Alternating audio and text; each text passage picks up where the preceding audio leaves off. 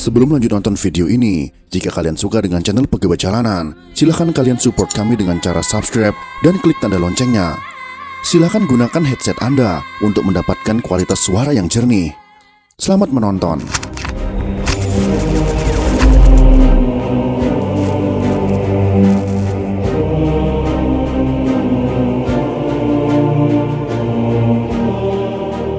Indonesia dalam pelajaran sejarah di sekolah dijajah oleh Belanda selama 350 tahun. Walaupun pernyataan tersebut belum dapat dipastikan kebenarannya, karena tidak ada satupun wilayah di Indonesia yang benar-benar dijajah selama 350 tahun.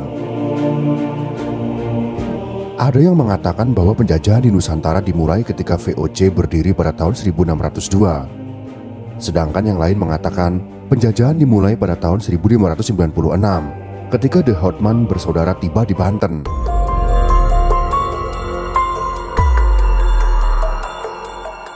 Pendapat kedua sulit disebut sebagai penjajahan, karena pada saat itu Cornelis De Houtman datang hanya untuk melakukan perdagangan. Dari awal kedatangan Belanda hingga merdekanya bangsa Indonesia, terdapat salah satu daerah yang sangat sulit ditaklukkan oleh Belanda.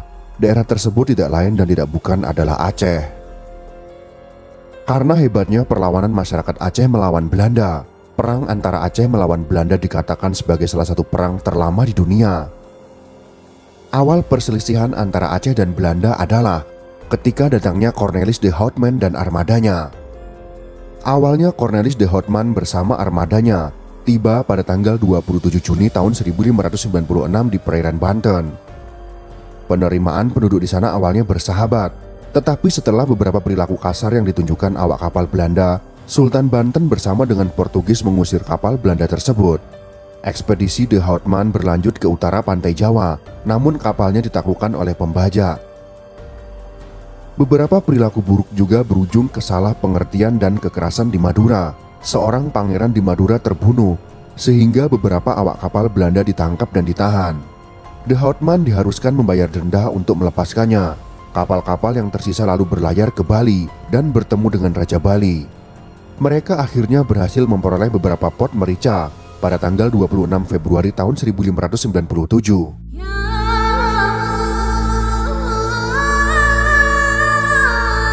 Pada perjalanan yang kedua ke Indonesia, Cornelis De Houtman berlabuh di Aceh.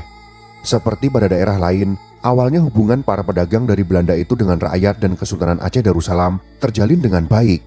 Sampai kemudian, akibat tingkah laku orang-orang Belanda serta provokasi dari orang Portugis yang dipercaya oleh Sultan Alauddin, membuat munculnya benih-benih pertikaian.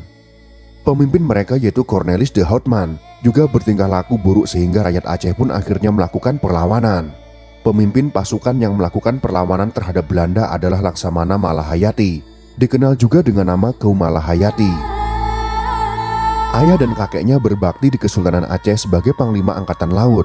Ia kemudian mengikuti jejak ayah dan kakeknya dengan masuk Akademi Angkatan Bersenjata milik Kesultanan bernama Mahat Baitul Maqdis. Laksamana Malahayati dan pasukannya bertugas melindungi pelabuhan-pelabuhan dagang di Aceh. Pada tanggal 21 Juni tahun 1599, Laksamana Malahayati berhadapan dengan kapal Belanda yang mencoba memaksakan kehendaknya untuk melakukan monopoli. Ibrahim Alfian dalam buku Wajah Aceh dalam Lintasan Sejarah tahun 1999 halaman 67 menyebutkan bahwa dua kapal yang datang itu bernama The Leeuw dan The Leeuwin. Frederick dan Cornelis De Houtman bertindak sebagai kapten masing-masing kapal tersebut. Menyadari situasi yang mulai panas, Frederick dan Cornelis berkoordinasi di atas kapal mereka, mempersiapkan diri untuk menghadapi serangan yang akan datang. Sultan Alauddin lalu memerintahkan Laksamana Malahayati untuk menyerang dua kapal Belanda yang masih bertahan di Selat Malaka itu.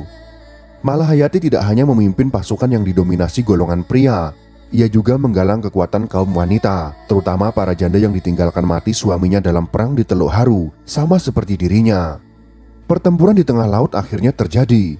Armada Belanda kewalahan menahan tangguhnya pasukan Malahayati yang jumlahnya ribuan, termasuk barisan janda berani mati. Hingga akhirnya Laksamana Malahayati berhasil mencapai kapal Cornelis De Houtman dan saling berhadapan.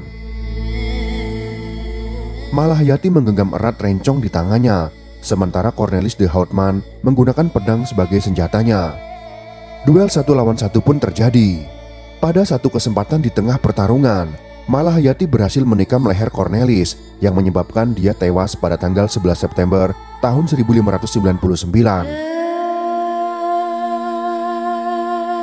Armada Belanda akhirnya kalah dengan kehilangan banyak orang. Kemudian mereka yang tersisa ditangkap dan dijebloskan ke dalam penjara, termasuk saudara dari Cornelis de Houtman, yaitu Frederik de Houtman. Malahayati kemudian melakukan perundingan damai mewakili Sultan Aceh dengan pihak Belanda. Perundingan itu adalah upaya Belanda untuk melepaskan Frederik de Houtman yang ditangkap oleh Laksamana Malahayati. Perdamaian itu pun terwujud dengan dilepaskannya Frederik de Houtman. Namun sebagai gantinya, Belanda harus membayar ganti rugi kepada Kesultanan Aceh.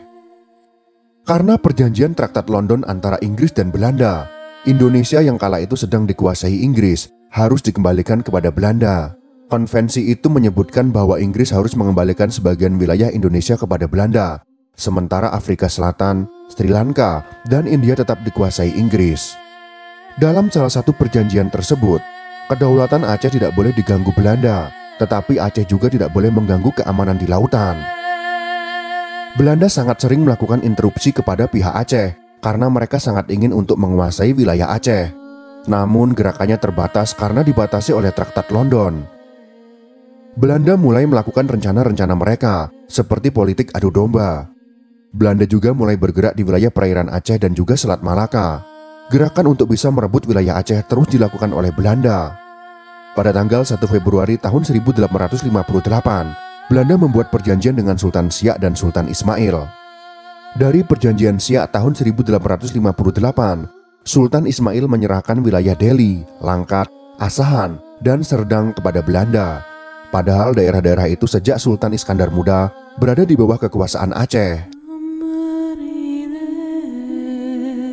Dengan dibukanya terusan Suez oleh Ferdinand de Lesseps, menyebabkan perairan Aceh menjadi sangat penting untuk lalu lintas perdagangan. Kemudian ditandatanganilah perjanjian London pada tahun 1871 antara Inggris dengan Belanda. Pada tanggal 2 November tahun 1871, Traktat Sumatera secara resmi ditandatangani oleh Belanda dan Inggris. Dalam perjanjian tersebut, kerajaan Inggris menyatakan jika Belanda memiliki kebebasan untuk memperluas daerah jajahannya di Sumatera. Perjanjian Sumatera 1871 ini dibuat oleh pihak Belanda dan pihak Inggris untuk mengganti Traktat London pada tahun 1824 yang isinya kedua negara telah mengakui kedaulatan Aceh.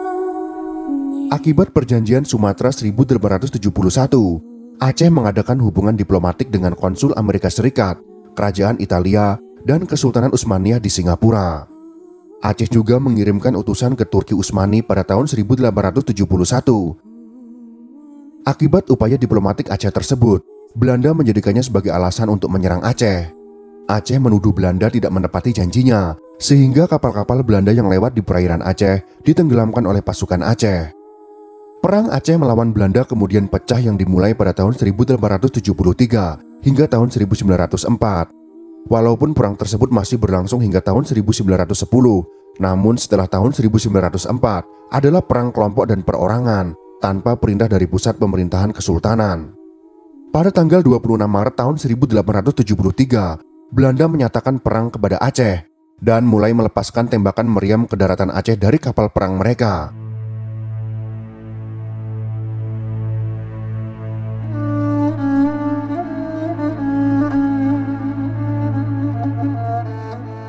Pada tanggal 5 April tahun 1873, Belanda mendarat di pantai Ceremen di bawah pimpinan Johann Herman Rudolf Kohler dan langsung bisa menguasai Masjid Raya Baitur Rahman. Kohler saat itu membawa 3.000 tentara dan sebanyak 168 diantaranya adalah perwira. Perang Aceh pertama yang terjadi pada tahun 1873 sampai dengan tahun 1874 dipimpin oleh Panglima Polim dan Sultan Mahmud Syah melawan Belanda yang dipimpin oleh Kohler. Kohler dengan 3.000 tentaranya dapat dikalahkan. Kohler sendiri tewas pada tanggal 14 April tahun 1873. 10 hari kemudian, perang berkecamuk di mana-mana. Yang paling besar adalah perang saat merebut kembali Masjid Raya Baitur Rahman yang dibantu oleh beberapa kelompok pasukan. Perang Aceh kedua kemudian pecah pada tahun 1874 sampai dengan 1880. Pasukan Belanda dipimpin oleh Jenderal Jan van Swieten. Belanda berhasil menduduki Keraton Sultan pada tanggal 26 Januari tahun 1874 dan kemudian dijadikan sebagai pusat pertahanan Belanda. Pada tanggal 31 Januari tahun 1874, Jenderal Van Swieten mengumumkan bahwa seluruh Aceh jadi bagian dari kerajaan Belanda.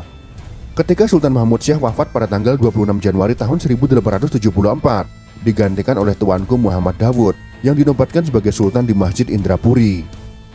Perang Aceh pertama dan kedua ini adalah perang total dan frontal, di mana pemerintah masih berjalan normal, meskipun ibu kota negara dipindah-pindah ke Keumala Dalam, Indrapuri, dan tempat-tempat lainnya. Perang ketiga kembali terjadi pada tahun 1881 sampai dengan tahun 1896. Perang ini dilanjutkan secara gerilya dan dikobarkan perang fisabilillah, di mana sistem perang gerilya ini dilangsungkan sampai tahun 1903. Dalam perang gerilya ini, pasukan Aceh di bawah Tengku Umar bersama Panglima Polim dan Sultan. Pada tahun 1899, ketika terjadi serangan mendadak dari pihak Van der Dusen di Malabo, Tengku Umar pun gugur. Tetapi Cut Nyak Dien, istri Tengku Umar, kemudian menggantikannya menjadi komandan perang gerilya. Perang keempat terjadi pada tahun 1896 sampai dengan 1910. Perang ini adalah perang gerilya kelompok dan perorangan dengan perlawanan, penyerbuan, penghadangan, dan pembunuhan tanpa komando dari pusat pemerintahan kesultanan. Untuk mengalahkan pertahanan dan perlawanan rakyat Aceh, Belanda memakai tenaga ahli yaitu Dr. Christian Snoeck-Horgroogne yang menyamar pada tahun 1891 di pedalaman Aceh. Hal ini karena Belanda kewalahan dengan taktik dan semangat perang dari rakyat Aceh. Christian Snoeck-Horgroogne yang merupakan ahli bahasa Arab dan Islam datang ke Aceh. Sebagai orang yang paham tentang Islam, ia mendekati para ulama. Bertepatan dengan datangnya Snoeck-Horgroogne, rakyat Aceh sedang merasakan duka yang mendalam karena kematian Tengku Cik Ditiro. Hasil kerjanya itu dibukukan dengan judul Rakyat Aceh. Dalam buku itu disebutkan strategi bagaimana untuk menaklukkan Aceh. Setelah melakukan penyamaran selama 2 tahun, Snoeck-Horgroogne mengusulkan strategi untuk mengalahkan perlawanan rakyat Aceh. Usulan strategi Snoeck-Horgroogne kepada gubernur militer Belanda, yaitu Johannes Benedictus van Heutz, adalah supaya golongan Kemala, yaitu sultan yang berkedudukan di Kemala, dengan pengikutnya dikesampingkan dahulu. Mereka harus menyerang dan menghantam terus kaum ulama. Belanda juga diusulkan untuk menunjukkan niat baik Belanda kepada rakyat Aceh dengan cara mendirikan langgar, masjid, dan memperbaiki jalan-jalan irigasi dan membantu pekerjaan sosial rakyat Aceh. Siasat Dr. Snoeck-Horgroogne diterima oleh Van Heutz yang menjadi gubernur militer dan sipil Aceh pada tahun 1898 sampai dengan tahun 1904. Taktik perang gerilya Aceh juga ditiru oleh Van Heutz, di mana dibentuk pasukan Maresauce yang dipimpin oleh Hans Christoffel dengan pasukan koloni Macan. Belanda juga melakukan penculikan anggota keluarga gerilyawan Aceh. Akibatnya Sultan menyerah pada tanggal 5 Januari tahun 1902. Panglima Polim juga meletakkan senjata dan menyerah ke Loksmawe pada bulan Desember tahun 1903 setelah keluarganya diculik. Setelah Panglima Polim menyerah, banyak penghulu-penghulu rakyat yang menyerah mengikuti jejak Panglima Polim. Tidak hanya melakukan penculikan, Belanda juga melakukan pembersihan dengan cara membunuh rakyat Aceh yang dilakukan di bawah pimpinan Godfried Conrad Ernest van Dalen. Pembunuhan ini menewaskan sekitar 75.000 rakyat Aceh atau sekitar 15% penduduk wilayah itu. Belanda kemudian menangkap Cut Nyak Dien, istri Tengku Umar yang masih melakukan perlawanan secara gerilya.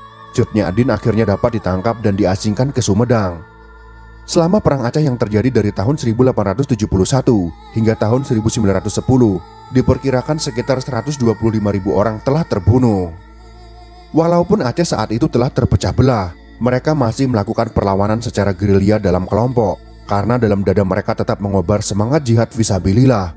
Bahkan ketika Jepang datang, masyarakat Aceh tetap berperang melawan Jepang. Kejadian ini berawal dari kesewenang-wenangan Jepang yang memaksa untuk melakukan Seikerei dan ditolak oleh rakyat setempat karena dianggap bertentangan dengan ajaran Islam. Setelah Indonesia merdeka, Belanda berupaya untuk menjajah Indonesia kembali. Tetapi Aceh menjadi satu-satunya daerah di Indonesia yang tidak berani dijamah oleh Belanda ketika kedatangannya yang kedua pada agresi militer pertama dan kedua. Bahkan Aceh sempat membantu Sumatera Utara untuk berperang melawan Belanda dalam kedatangannya yang kedua. Hingga saat ini, Aceh adalah daerah yang selalu menegakkan ajaran agama Islam. Aceh juga merupakan daerah istimewa dengan kebijakan otonomi khusus.